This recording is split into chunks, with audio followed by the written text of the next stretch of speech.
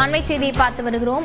எந்தெந்த தொகுதிகளில் போட்டியிடுவது என்பது குறித்து இறுதி செய்வதற்கு காங்கிரஸ் குழு அண்ணா அறிவாலயம் வந்திருக்கிறது. திமுகவுடனான இந்த பேச்சுவார்த்தைக்கு செல்வ பெருந்தகை, கிரீஷ் சோடங்கர் உள்ளிட்டோர் வந்திருக்கின்றனர். விவரங்களுடன் செய்தியாளர் கோகுல் இணைந்திருக்கிறார். கோகுல், விவரங்களை பதிவு செய்யலாம்.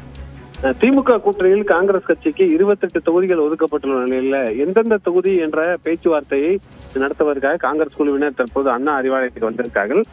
2 நாட்கள் இன்றும் நாளையும் இந்த பேச்சுவார்த்தை நிறைவு செய்து திமுக கூட்டணி சார்பாக கூட்டணி கட்சிகளுக்கு தொகுதிகள் அறிவிக்கப்படும் என்ற தகவல் வெளியாக இருக்கக்கூடிய நிலையில காங்கிரஸ் கட்சியுடைய குழு தற்போது அண்ணா அறிவாலயத்துல திமுக தொகுதி பங்கீட்டு குழுவோடு பேச்சுவார்த்தை நடத்தி வருகிறார்கள். ஏற்கனவே காங்கிரஸ் கட்சி வெற்றி பெற்ற தொகுதிகளை மீண்டும் கேட்பதாக தகவலாம் சொல்லப்பட்டது. 17 தொகுதிகளை கடந்த முறை வெற்றி பெற்றாங்க. அந்த தொகுதிகளை மீண்டும் கேட்கிறார்கள். ஆனால் திமுக சில தொகுதிகளை காங்கிரஸ் கட்சியிடமிருந்து இந்த முறை பெற்றுக்கொள்ள வேண்டும் என்ற அடிப்படையில் பேச்சுவார்த்தை நடைபெறுகிறது.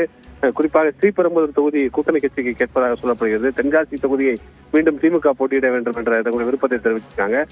அறந்தாங்கி, திருவாடனை தொகுதிகள்லாம் திமுக போட்டியிட வேண்டும் என்ற ஒரு விருப்பத்தை தெரிவிச்சிருக்காங்க. இது போன்ற ஒரு சூழ்நிலையில் தான் தற்போது பேச்சுவார்த்தை நடைபெற்று வருகிறது. கிரீஷ் சோடங்கர், செல்வ பெருந்தகை, ராஜேஷ்குமார் உள்ளிட்டோர் அண்ணா அறிவாலயத்துக்கு வந்து இந்த பேச்சுவார்த்தையில் ஈடுபட்டு வர்றாங்க. இன்னும் இன்று அல்லது நாளைக்குள் காங்கிரஸ் கட்சிக்கு 28 தொகுதிகள் எந்தெந்த தொகுதிகள் என்ற பேச்சுவார்த்தை நிறைவு செய்வதற்கான வாய்ப்பு இருக்கிறது. கடந்த முறை விருத்தாச்சலம் தொகுதியில காங்கிரஸ் கட்சி வெற்றி பெற்றது.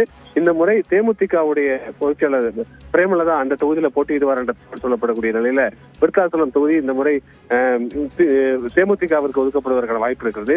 வேளச்சேரி தொகுதி போன்ற முறை காங்கிரஸ் கட்சிக்கு ஒதுக்கப்பட்டது.